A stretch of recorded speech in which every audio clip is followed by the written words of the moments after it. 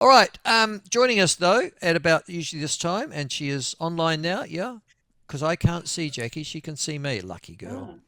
Oh, Is Jaqui Lane, letter from Australia? Jack, where are you today? You see, I can't see you. You can see me. oh, I there you feel. go. There Wow. you go. See, so I don't know what you're wearing, darling. Everybody else can see you. I have to go and watch this later on to say, oh, that's what Jack was wearing today. Listen, you've got Uh, some really interesting stuff going on in the in Australia at the moment, but perhaps none so interesting as the gunman on the run. Is he still on the run? This so-called sovereign citizen? yeah, Desi Freeman. Yes, they can't find him. I just checked the news this morning, and I think he's still out there. Now he shot two cops dead in Victoria, and the suggestion is that he is receiving or being aided and abetted by others. What? Others in the sovereign citizen community? Is that the suggestion? Very much so. Someone, people in the local community who are either friends or part of his sovereign citizen network.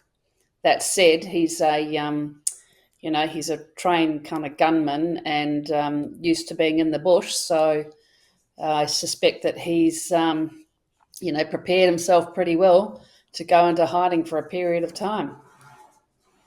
Yeah, I mean, the last time that cops got ambushed and shot dead was that in Queenstown, Queensland, where there were Yeah, two brothers and some correct, mad woman. Yeah, is that right? correct, But they were correct. mad. Yeah. They were sort of mad, mad. Is this what's the suggestion here with this man?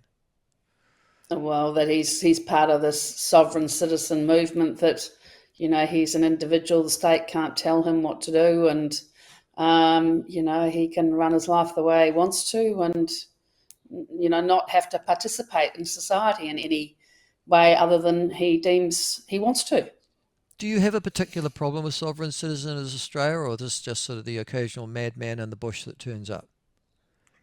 I think it's growing. I think there is I think they're pulling a lot of the stuff off YouTube and TikTok and stuff out of America. So if you're on a kind of echo chamber feedback loop of that sort of stuff, I think that that's very much feeding into some of these individuals and groups. Yeah, well, I mean, I suppose that the nature of the crime was that he shot two policemen. Was the Correct. suggestion Correct. that in this particular case it was a deliberate act, or did something spill over? Correct. Yeah, Oh no, okay, the police were sent there to, I think, execute an arrest warrant for him on some charges, 12 months prior, and he was kind of set up and ready by all accounts. right, So they okay. so they went there with, flak jackets and all the rest of it. But he's a marksman, so he certainly knew exactly what he was doing and intending to do. Sounds like Stanley Graham, doesn't it, on the West Coast? You'll remember that one. Well, you won't remember it, but Yeah, you'll yeah, I remember do. reading about it. Yeah. Yeah, okay. Mm. All right. Listen, the other thing that you wanted to raise was neo-Nazis out in force and outside the Victorian Parliament. We don't really have neo-Nazis in New Zealand. I mean, there might be two or three of them that turned up once and did a Hitler salute or something, but is it a problem in Australia, or is it just getting more media attention than it's due? Oh, I think it's an increasing problem. Part of, I guess, increasing lack of social cohesion. Anti-immigration marches. We've talked about this over the last, month Yeah, or last year yeah. or so. I think that you're seeing, and certainly the neo-Nazi groupings, particularly around Victoria and Melbourne, but not exclusively, are becoming more public. So they're heading out in public and joining marches where, I'm not necessarily the main organisers, but certainly joining them and being much more upfront and front and centre in the media around that. And there was the March for Australia rallies all over the country over the weekend, and the interesting footage that I saw was the particular neo-Nazi got up on stage and was framed by Victorian Parliament House in the background, and police were um, containing or not containing, as the case may be, there were a couple of marches in Melbourne, but the visuals aren't good by any stretch, and seems to be No, but I a mean, growing how group of influential? people. I mean, listen. I could find those visuals every day in New Zealand for people who are Yeah. mad doing mad stuff. But how influential are they really?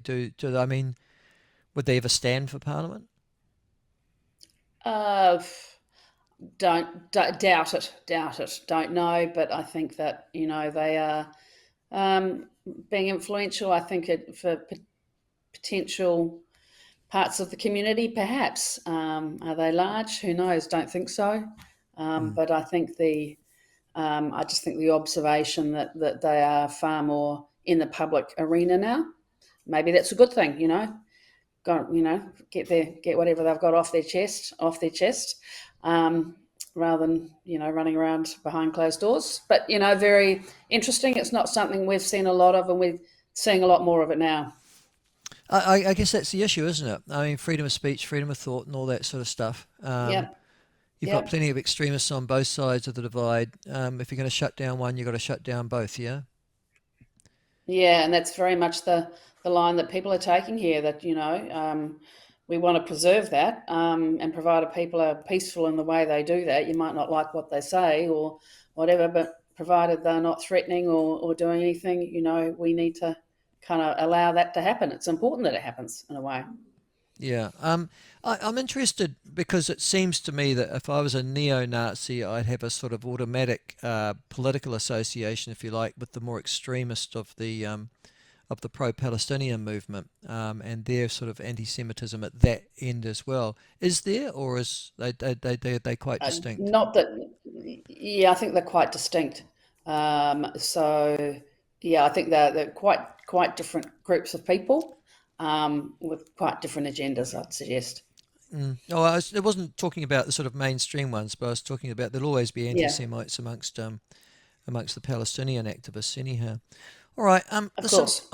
I was fascinated, can I just say, because I saw the footage by our next issue, and that is you've got and I'm just fascinated, full stop, by the fact that you elect independents to your federal parliament, and to your Senate, but in particular to federal parliament, and one of them is Bob Katter, Katter. And he threatened a journalist. I saw it on here. Really said he was going to smack his head in, Yeah, basically, for yeah. suggesting that he was had some sort of Lebanese background or something like that. I don't know. Can I ask the obvious question of you first of all? Who is Bob Katter, and why is he continually re-elected to Parliament? Well, he's he's comes from that wonderful state called Queensland, and is a bit of a maverick kind of country person, and represents a group of people up in that part of the world, um, that keep voting him in. They do, yeah, they do. I mean, he's I think he was first elected in 1993. Oh no, yeah, 1993, wasn't he? He started his own party, the Katters Australian Party. Yeah, Extraordinary. Canada's Australian Party. Yeah, Yeah. yeah. And So he's is that yeah. Carry on. no, no. So he represents a community of Australians, which is that kind of regional Queensland um, voter. I'm assuming he's conservative, is he? In terms of his outlook, Yes, yes, yeah, right?